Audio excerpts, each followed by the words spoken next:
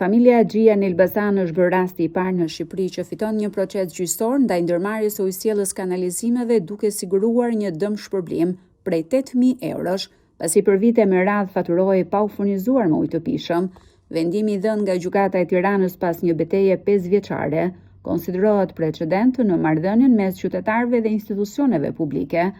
Avokati i drejtësisë sociale Gentian Sejrani bëri të ditur se procesi nisi me qëllim krijimin e një rasti model pasi shumë familje në periferi, kryesisht nga komunitetet rome dhe egjiptiane,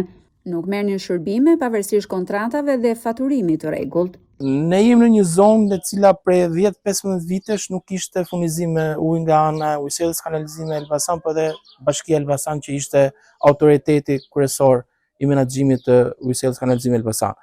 Dhe duke parë që ne nuk po ja dilim dot që këto qytetarë të furnizoheshin me ujë në kontaktet që kemi pasur me Bashkinë e Elbasanit, me ujësiellës kanalizime Elbasan, dhe si pasojë edhe ankesave tona pam që nuk kishte një rezultat pozitiv, atëherë ne me disa nga banorët të kësaj lagje, cilët e kishin shqetësim prej vitesh, ju drejtuan Komisionit për mbrojtje nga diskriminimi,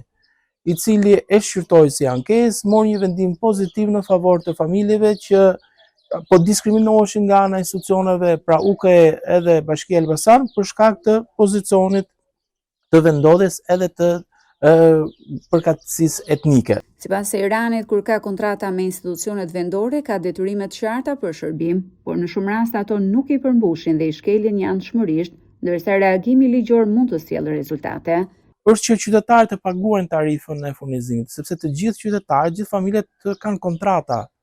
Dhe kur kanë kontrata me ujësiellës kanalizime, patjetër që ka të drejta dhe detyrime. Pra as nuk lajmërohen, as nuk gjen mënyra dhe që të furnizohen familjet me ujë,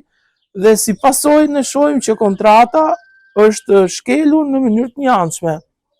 Ndërkohë një rast i ngjashëm është në proces në Tiranë ku familje të tëra pretendojnë mungesë furnizimi dhe mos respektim të kontratave nga ujësiellësi.